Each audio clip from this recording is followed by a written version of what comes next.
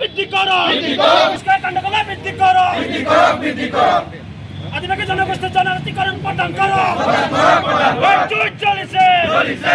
আসাদ জিন্দাবাদ আসাদ জিন্দাবাদ সকাম মুর্দাবাদ মুখ্যমন্ত্রী হাই হাই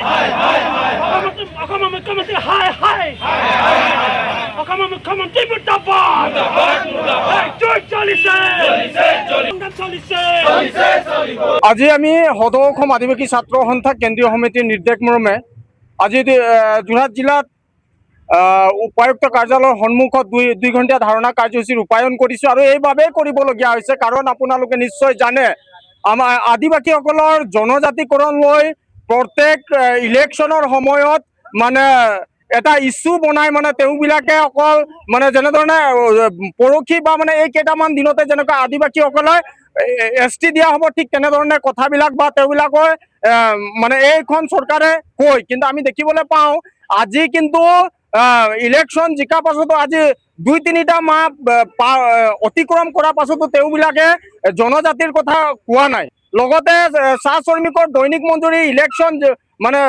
ইলেকশ্যন জিকাৰ লগে লগে 500 টকা হ'ব বুলি কৈছিলে কিন্তু আজি পৰ্যন্ত আমি দেখি নাপালোঁ 280 টকাতে সীমাবদ্ধ হৈ আছে 280 টকাৰ মানে আজিকালি ৱেজেছ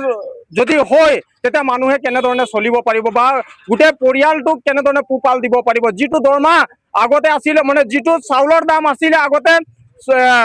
মানে 10 টকা 20 টকা 8 টকা এতিয়া যদি 280 টকা দি যদি মানে আমি চাউল 40 টকা 50 টকা 80 টকা যদি কেজি খাব লগা হয় আমাৰ লাভ কি হৈছে মানে যে 280 টকা হাজিৰা বঢ়াই মানে আমাৰ চৰকাৰখনে কি দেখুৱাব বিচাৰিছে গতিকে আমি সদৌ অসম আদিবাসী ছাত্ৰ সন্থা এনে কাৰ্য মানে বিজেপি চৰকাৰ যি কাৰ্য তীব্ৰ ভাষাৰে গৰিহণা দিছোঁ লগতে নাগালেণ্ডৰ যি সমস্যা আপোনালোকে জানে উৰিয়াম ঘাটৰ সমস্যা লগতে মৰিয়নি নাগাজাংগাত যেনেধৰণে সমস্যাবিলাক হৈ আছে কিন্তু আমি দেখিবলৈ পাইছোঁ যে অসম চৰকাৰৰ কাম নাই অসম চৰকাৰে অকল নাম মানে ভোট খুজিলে আৰু এতিয়া তেওঁবিলাকৰ যে হিমালয় কোনো দায়িত্ব নাই তাক মানে জল পট ওলাই পৰিছে তেওঁবিলাকৰ সীমা উন্নয়ন মন্ত্ৰী সেইদিনাখন আহি একো সমাধান হোৱা নাই আজি পৰ্যন্ত তেওঁবিলাকে যিসকল নাগালেণ্ড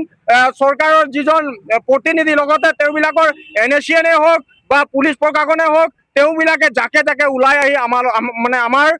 MG হেণ্ডেকৰ শ্ৰমিকসকলক বাধা দিয়ে লগতে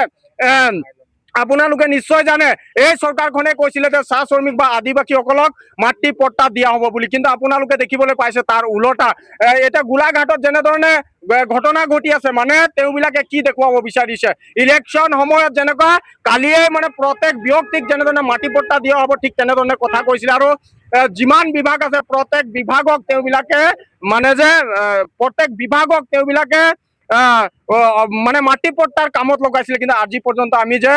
ডিজিটেল মাধ্যমত যি মাটি পট্টা দিছে অকল ATCত দিছে আৰু বাকী যিবোৰ প্ৰাইভেট বাগান আছে এইবিলাকত দিব পৰা নাই তো ইয়াতকে মানে চৰকাৰৰ কাৰণে লাজৰ কথা একো হ'ব নোৱাৰে আপোনালোকে অকল ভোটৰ সময়তে এই শ্ৰমিকসকলৰ কথা পাতে আপোনালোকে ভোটৰ সময়তে বড়োৱাৰ কথা পাতে আপোনালোকে ভোটৰ সময়তে নাগালেণ্ড সীমাৰ কথা পাতে কিন্তু আমি দেখিবলৈ পাইছোঁ তাৰ ওলোটা মানে অসমৰ মাটিত নগাক আমি টেক্স দি খেতি কৰিবলগীয়া হৈছে তো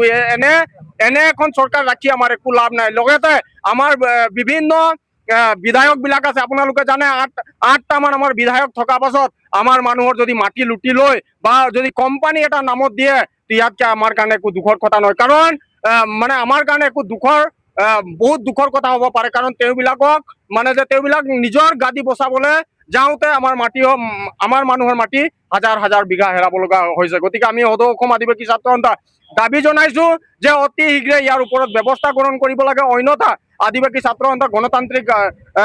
আন্দোলন গঢ়ি তোলাৰ লগতে আপোনালোকে জানে যিটো বিখ্যাত অসম যিটো মানে অসম বিখ্যাত চাহৰ কাৰণে কিন্তু আপোনালোকে জানে চাহ মানে যে চাহ বাগিচাসমূহ মানে যে পুনৰ জীৱিত কৰিবৰ কাৰণে আমি আন্দোলন কৰিব লগা হৈছে ইয়াতকে আৰু দুখৰ কথা একো হ'ব নোৱাৰে কাৰণ তেওঁবিলাকে নিজৰ কাৰোবাৰ মাইকী মানুহ নামত বা কোনোবা কোম্পানীক গতাই দি আজি চাহ খেতিবিলাক নাইকিয়া হয় আজি আমি কেন্দ্ৰীয় সমিতিৰ নিৰ্দেশ মৰ্মে যোৰহাট জিলা আয়ুক্ত কাৰ্যালয়ত আজি আমি 2 ঘণ্টীয়া ধৰ্ণা কাৰ্যসূচী পালন কৰিছোঁ আমাৰ ধৰ্ণা কাৰ্যসূচী পালন কৰাৰ কাৰণসমূহ হৈছে আমাৰ যিহেতু চাহ শ্ৰমিকৰ দৈনিক মজুৰি 551 টকালৈ বৃদ্ধি কৰিব লাগে। আমাৰ আদিবাসী জনগোষ্ঠীক অতি শীঘ্ৰে জনজাতিকৰণ প্ৰদান কৰিব লাগিব আৰু গোলাঘাট ইংলে পথাৰত গীতা গোৱালাকে ধৰি 24টা পৰিয়ালৰ যি মাটি লুণ্ঠন কৰিব বিচাৰিছে সেই মাটি লুণ্ঠন কৰা বন্ধ কৰিব লাগিব। অসম সীমান্তৱৰ্তী এলেকা অসম নাগালেণ্ডৰ যিটো মাটিৰ সমস্যা এই সমস্যাসমূহ অতি শীঘ্ৰে সমাধান কৰিব লাগিব। যদি এই আমাৰ যিখিনি দাবী এই দাবীখিনি যদি অসম চৰকাৰে যদি অতি শীঘ্ৰে সমাধান নকৰে আমি কিন্তু আদিবাসী ছাত্ৰ সন্থাই তীব্ৰ পদ্ধতিৰে গণতান্ত্ৰিক আন্দোলন ঘোষণা কৰিবলৈ বাধ্য হ'ম। সময়ৰ খবৰ সময়ত পাবলৈ ফলো কৰক টাইম অফ আছাম।